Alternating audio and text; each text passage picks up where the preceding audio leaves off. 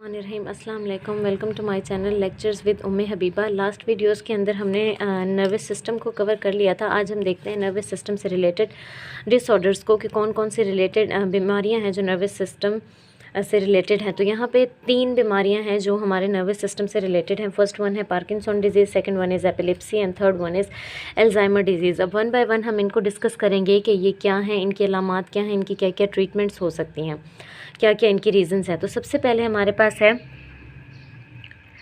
Parkinson disease. Parkinson disease में है involuntary tremors, यानी कि हमें पता भी नहीं होता और हमारे जिस्म में कुछ झटके महसूस होते हैं, छोटे छोटे हमें मतलब हमारे जिस्म में झटके हमें फ़ील होते हैं।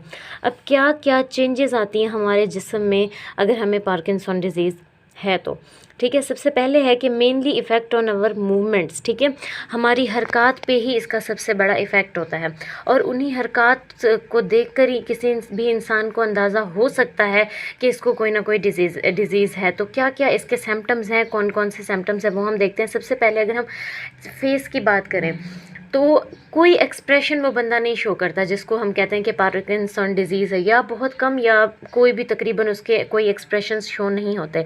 जैसे अगर उसको कोई चीज़ से चाहे वो डर भी जाए, उसका चेहरा वैसे का वैसे रहेगा। उसको कोई बहुत बड़ी खुशखबरी सुना दी जाए, उसका चेहरा वैसे का वैसे रहेगा, कोई एक्सप्रेशंस नहीं होंगे। उसको कोई बैड न्यूज़ दे दी जाए, उसका चेहरा वैसे रहेगा, कोई उसमें एक्सप्रेशंस उसके चेंज नहीं होते। फेस से हम उसको मतलब कि डिटेक्ट कर सकते हैं कि इस इंसान को ये बीमारी है। दूसरा, अगर हम आर्म्स पे आएँ तो जैसे हम वॉक कर रहे होते हैं, क्योंकि यहाँ पे है कि उस इंसान की जो मूवमेंट्स में फ़र्क आता है, तो आर्म्स जो हैं अगर हम अक्सर मूव करते हैं, हमारे बाजू आगे पीछे मूव करते रहता है। अगर वो इंसान चल भी रहा है किसी तरह से, चलना भी वैसे इस कंडीशन में मुश्किल होता है, लेकिन अगर वो चल रहा है तो उसकी बाजू अच्छी तरह से स्विंग नहीं कर रहे होते, ठीक है, बहुत ज़्यादा सुस्ती, अजीब सा इंसान हो जाता है, देख के ही हमें पता चल सकता है कि इसको ये डिज़ीज़ है। तो उसके बाजू स्विंग नहीं कर रहे होते, चेहरा हो गया, बाजू हो गए, उसके बाद वो इंसान लिख भी नहीं सकता, ताकत ही उसकी समझे ख़त्म हो जाती है, उसके जिस्म का कोई भी मसल सही तरह से काम नहीं कर रहा होता। एक तो पहली बात है कि वो लिख नहीं सकता, और अगर कभी वो लिखने के काबिल हो भी जाए तो बहुत छोटे छोटे लफ्ज़ लिख सकता है और बहुत कम लिख सकता है, ज़्यादा वो लिख ही नहीं सकता, ठीक है। उसके बाद है उसकी स्पीच, ठीक है, या तो वो बोलता है बहुत आहिस्ता आहिस्ता, कि अगर वो कोई बात कर रहा है तो बिल्कुल आहिस्ता आहिस्ता स्लो मतलब एक बात करने में ही उसको काफ़ी टाइम लग जाता है, या फिर बहुत जल्दी, यानी इतना जल्दी कि उसकी ना तो कभी बात हमें समझ आती है, या फिर हम कहते हैं स्लरी स्पीच जिसको हम बोलते हैं, मतलब कि जैसे हम कहते हैं ना ज़बान हमारी हिचकिचाती रहती है या ज़बान फिसल जाती है बोलते वक्त, ठीक है, उस तरह से वो बोल तक सही नहीं सकता, या वो बहुत स्लो बोलता है या बहुत तेज़ बोलता है, या फिर उसकी ज़बान जो है हिचकिचाती है, मतलब वो सही तरह से फिसल जाती है, वो ज़बान से सही बोल नहीं सकता, या फिर उसको बोलने से पहले ही हेसिटेशन फील होती है कि वो बोले ही ना, ठीक है। तीसरा है बैलेंस प्रॉब्लम, अगर वो इंसान चल रहा है तो वो सही तरह से नहीं चल सकता, ठीक है, मतलब कि गिर पड़ता है, या उसको कभी कभी सहारे के ज़रिए चलना पड़ता है, या वो चलते चलते बैठ जाता है, उससे चला नहीं जाता सही तरह से। अगला है स्लो मूवमेंट्स, ये सारी इसकी सिम्टम्स है। स्लो मूवमेंट का मतलब ये है कि अगर एक छोटा सा उसको काम दिया जाता है, मतलब छोटा सा काम, उठ के चाहे उसने पानी भी पीना है तो वो काम उसके लिए बहुत मुश्किल होता है, और वो काम उसके लिए उसमें उसको बहुत टाइम लग जाता है। हमें पानी पीना होता है, हम 2 सेकंड में पानी उठ के पी सकते हैं, लेकिन जब वो इंसान जिसको ये डिजीज़ होती है उसमें इतनी सुस्ती होती है और उसके लिए ये टाइम एक टास्क की तरह ये काम उनके लिए बन जाता है, क्योंकि वो सही तरह से चल नहीं पाते, और उसके बाद उनको ये काम ऐसे लगता है जैसे ये बहुत मुशक्क़त वाला काम है, ठीक है। और अगर वो चल भी रहे हैं तो उनके स्टेप्स छोटे छोटे, मतलब दौड़ना तो बहुत दूर की बात है, अगर वो नॉर्मली चल भी रहे हैं तो उनके स्टेप्स जो हैं वो बहुत छोटे छोटे होते हैं।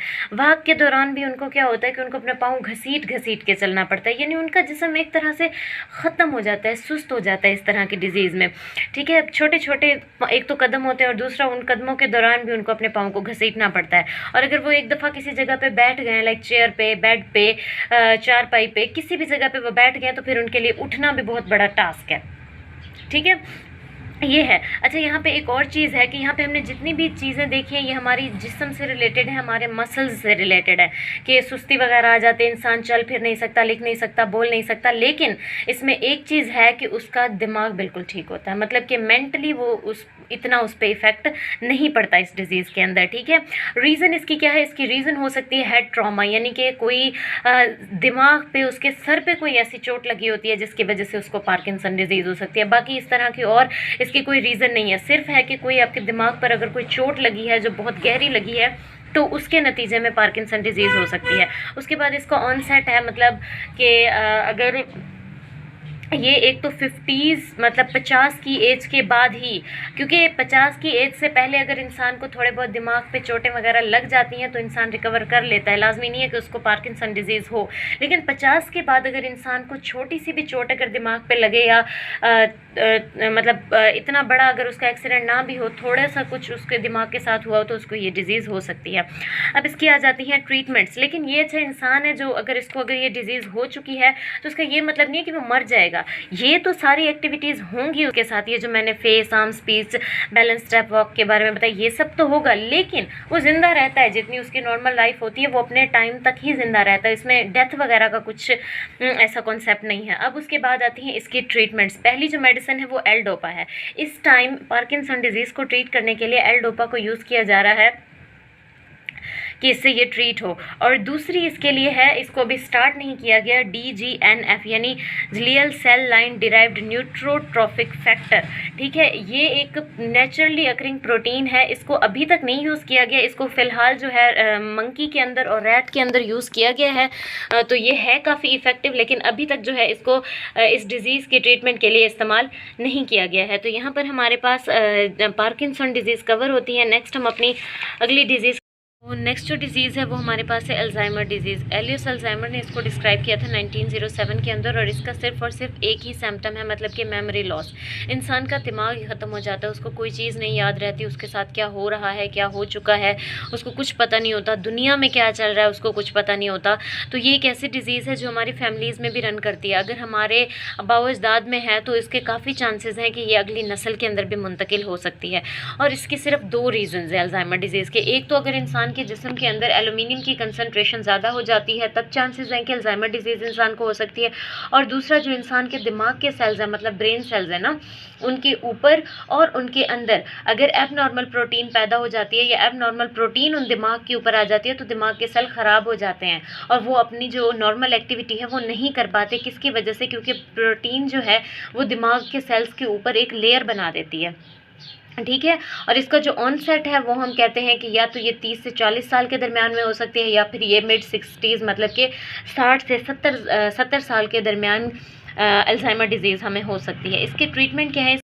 एडोकैनोमैब। इसका काम ये होता है कि ब्रेन सेल्स के ऊपर जो एबनॉर्मल प्रोटीन बनी है या उनके अंदर जो एबनॉर्मल प्रोटीन बनी है ये उसको टारगेट करते हैं और उनको ख़त्म करते हैं। इस तरह से जो ख़राब ब्रेन सेल्स होते हैं वो ठीक हो जाते हैं और इंसान जो है काफ़ी हद तक अल्जाइमर डिजीज़ से रिकवर कर सकता है। नेक्स्ट हमारे पास आ जाती है एपिलिप्सी। एपिलिप्सी जो है ये कन्वल्सिव डिसऑर्डर है। कन्वल्सिव डिसऑर्डर का मतलब है कि दौरे पड़ते हैं। एपिलिप्सी को हम अपनी ज़ुबान में मतलब नॉर्मली हम मिर्गी भी बोलते हैं और ये कन्वल्सिव डिसऑर्डर है, यानी कि इससे दौरे पड़ते हैं। अब इसके हम सिम्टम्स की तरफ जाते हैं कि लूजिंग अवेयरनेस, मतलब कि इंसान को कोई पता नहीं होता क्या चल रहा है, ठीक है, कुछ भी नहीं पता होता जब उसको दौरे होते हैं, ठीक है। और वो पागलों की तरह आसमान को तक रहा होता है, सामने अगर उसके कोई इंसान है उसको तक रहा होता है, वो जहाँ पे खड़ा है वहीं पे उसको दौरे पड़ना शुरू हो जाते हैं, वो वहीं पे बेहोश हो जाता है, उसकी बॉडी बिल्कुल स्टिफ हो जाती है पूरी तरह से, मतलब कि अकड़ जाती है, ठीक है, मतलब कि पूरी तरह से अकड़, जैसे एक लाश की जो बॉडी होती है बिल्कुल वैसे ही हो जाती है और वो इंसान पूरी तरह से अकड़ा हुआ होता है। इसके रीजंस हेड ट्रॉमा हो सकता है, मतलब दिमाग पे सर पे कोई चोट लगी है उसकी वजह से हो सकता है, हेड इंजरी हो सकती है, या अगर इंसान कोई बहुत ज़्यादा अल्कोहल कंजम्पशन कर रहा है, अल्कोहल यूज़ कर रहा है उसकी वजह से एपिलिप्सी हो सकती है। Lake of oxygen during birth, या जब बच्चा पैदा होता है तब उसको अक्सर बच्चों में ऐसे होता है कि ऑक्सीजन की कमी होती है तो पहले उनको ऑक्सीजन प्रोवाइड की जाती है, फिर उनको डिस्चार्ज किया जाता है, यानी कि उनको परमिट किया जाता है कि वो घर पर जा सकते हैं। तो ये जो कुछ रीजंस हैं ये एपिलिप्सी की रीजंस हो सकती हैं। इसकी जो एज है वो हमारे पास है बिफोर एज 30, मतलब एज 30 एज से पहले ही ज़्यादा चांसेस हैं कि इसी एज के दौरान ही एपिलिप्सी हो सकती है। इसके कुछ ट्रीटमेंट्स हैं, इसमें सबसे पहले है इलेक्ट्रोएन्सेफेलोग्राफी। ये एक टेस्ट है, मतलब दिमाग का टेस्ट है, जिसमें क्या होता है कि चेक किया जाता है कि दिमाग का कौन सा हिस्सा काम कर रहा है, कौन सा हिस्सा काम नहीं कर रहा, दिमाग किस तरह से काम कर रहा है। इंसान की खोपड़ी के ऊपर ना एक इलेक्ट्रोड चिपका दिया जाता है और फिर वहाँ से नर्व इम्पल्स ट्रांसमिट की जाती है। उससे पता चलता है जब वो नर्व इम्पल्स जो है क्या दिमाग के सेल्स उस नर्व इम्पल्स के साथ कम्युनिकेट कर पा रहे हैं या नहीं कर पा रहे, और कौन सा हिस्सा ऐसा है जो बिल्कुल काम नहीं कर रहा। दूसरा इसका ट्रीटमेंट ये है कि सर्जरी से अगर हमें इस टेस्ट से पता चल जाता है कि दिमाग का ये हिस्सा या ये छोटा सा हिस्सा जो है काम नहीं कर रहा, ये हिस्सा है रिस्पॉन्सिबल कि इंसान के अंदर इसी हिस्से की वजह से जो है हमें दौरे पड़ रहे हैं, झटके महसूस हो रहे हैं, तो उस हिस्से को क्या कर दिया जाता है, रिमूव कर दिया जाता है।